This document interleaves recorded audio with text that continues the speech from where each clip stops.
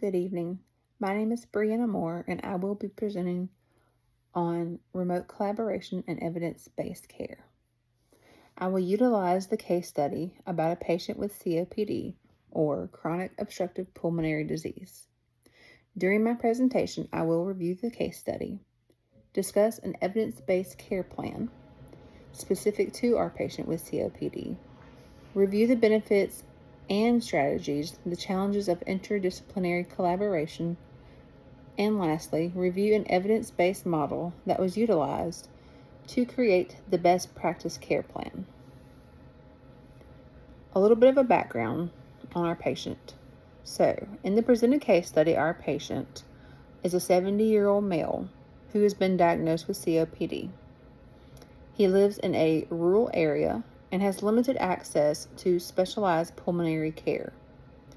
He experiences symptoms such as chronic cough, shortness of breath, and frequent respiratory infections. The care plan that we have outlined in the scenario, so it lists that we have a current team of healthcare professionals, which include a pulmonologist, a respiratory therapist, a pharmacist, and a primary care nurse.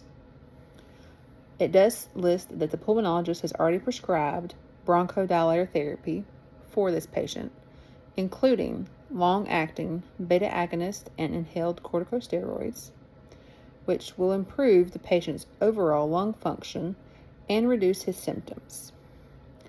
The respiratory therapist has also been teaching him breathing exercises, physical activity guidance, and education on how to manage his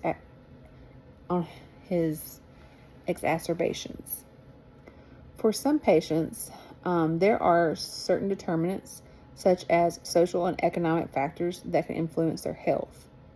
The practice of telemedicine enables physicians to virtually connect patients with healthcare resources, especially to those who do not normally have those type of resources. And this was in an article that I found by the author Corrado, and it was published in 2023. Having these type of resources is a vital part of healthcare for these types of patients who are in the more rural areas. As far as an evidence-based model, I chose the Omaha system model as the evidence-based care strategy for this scenario.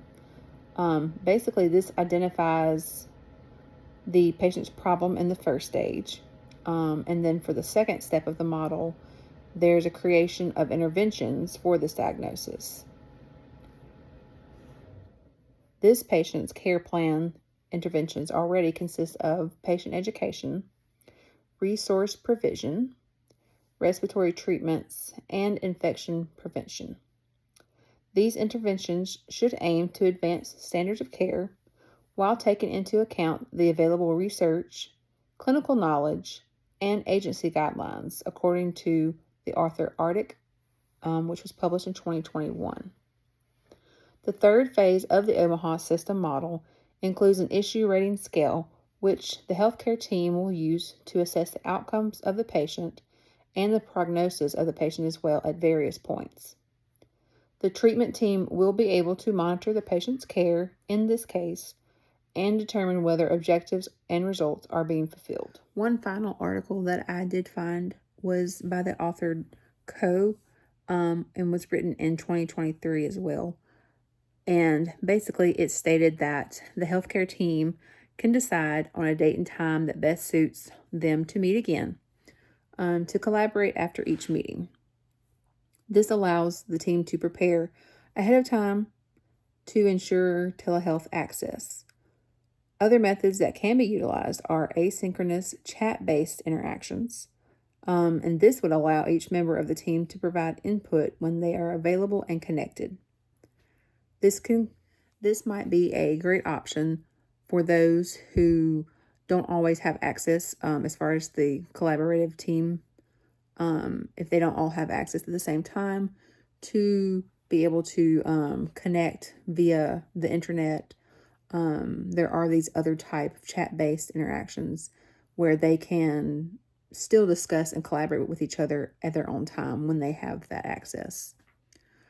This concludes my video for remote collaboration and evidence-based care. I hope you enjoyed, and I hope you learned something new. Thank you.